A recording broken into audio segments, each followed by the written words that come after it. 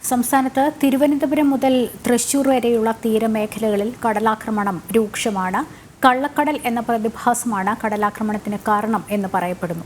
തിരുവനന്തപുരത്ത് അടിമലത്തുറ, പൊഴിയൂർ തീരങ്ങളിൽ തീരദേശവാസികളെ മാറ്റിപ്പാർപ്പിച്ചു. ആശങ്കപ്പെടേണ്ട സാഹചര്യമില്ലെങ്കിലും വരുന്ന 2 ദിവസം കൂടി കടലാക്രമണം തുടരുമെന്ന് ദുരന്ത നിവാരണ അതോറിറ്റി മുന്നറിയിപ്പ് നൽകിയിട്ടുണ്ട്. മാർച്ച് മുതൽ ഏപ്രിൽ വരെയുള്ള മാസങ്ങളിൽ അനുഭവപ്പെടുന്ന കള്ളക്കടൽ എന്ന പ്രതിഭാസമാണ് ഈ കടലാക്രമണത്തിന് കാരണം എന്നാണ് പൊതുവെയുള്ള വിലയിരുത്തൽ.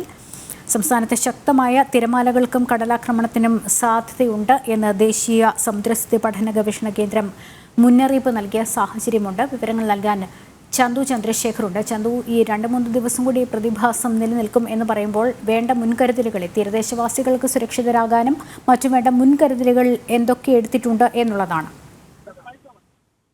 ലക്ഷ്മി, ഇത് സ്വാഭാവികമായും മാർച്ച് ഏപ്രിൽ മാസങ്ങളിൽ ഇത്തരത്തിൽ തിരമാലകൾ കൂടുതൽ ശക്തമായി ഉണ്ടാകും. കള്ളക്കടൽ എന്ന ഒരു പ്രതിഭാസമാണ് ഇത്തരത്തിലൊരു തിരമാലകൾ കൂടുതൽ ശക്തമായി ഉണ്ടാകുന്നതിന് കാരണമെന്നാണ് ഇപ്പോൾ ദേശീയ ദുരന്ത നിവാരണ അതോറിറ്റി അടക്കം അറിയിച്ചിരിക്കുന്നത്. ഇപ്പോൾ കൂടുതലായി തന്നെ കഴിഞ്ഞ ദിവസങ്ങളിൽ ആരംഭിച്ച ഈ തിരയുടെ കയറ്റം കൂടുതലായി തന്നെ ഉണ്ടാകാനുള്ള ഒരു സാധ്യതയുണ്ട്. വരുന്ന 2 ദിവസങ്ങളിൽ ഇത്തരത്തിൽ തിരമാലകൾ ശക്തിയായി തന്നെ ആഞ്ഞടിക്കുമെന്നാണ് മനസ്സിലാക്കാൻ കഴിയുന്നത്. ഇന്ന് ഉച്ച മുതലാണ് പ്രധാനമായും തിരുവനന്തപുരം മുതൽ തൃശൂർ വരെയുള്ള തീരങ്ങളിൽ ശക്തമായ തിരമാലകൾ ഉണ്ടായത്. കൂടുതലായി കടലേറ്റം കഴിഞ്ഞ വർഷങ്ങളെ അപേക്ഷിച്ച് കൂടുതലായി തന്നെ ഇപ്പോൾ അനുഭവപ്പെടുന്നുണ്ട്. ഇതിൽ പ്രധാനമായും മുൻകരുതലുകൾ എന്ന രീതിയിലൊരു കാര്യത്തിനെ അപേക്ഷിച്ച് പെട്ടെന്ന് ഈ ഉച്ചയ്ക്ക് ശേഷമുണ്ടായ ഒരു കടൽ കയറ്റത്തിൽ തിരുവനന്തപുരത്ത് അടിമലത്തുറ, പൊഴിയൂർ തുടങ്ങിയ ഭാഗങ്ങളിൽ, തുമ്പ ഉൾപ്പെടെയുള്ള സ്ഥലങ്ങളിൽ ഈ തീരദേശ മേഖലകളിൽ താമസിക്കുന്നവരെ മാറ്റി പാർപ്പിക്കുന്നതിനുള്ള നടപടികൾ സ്വീകരിച്ചിട്ടുണ്ട്. ഇതിൽ പൊഴിയൂർ ഗവൺമെന്റ്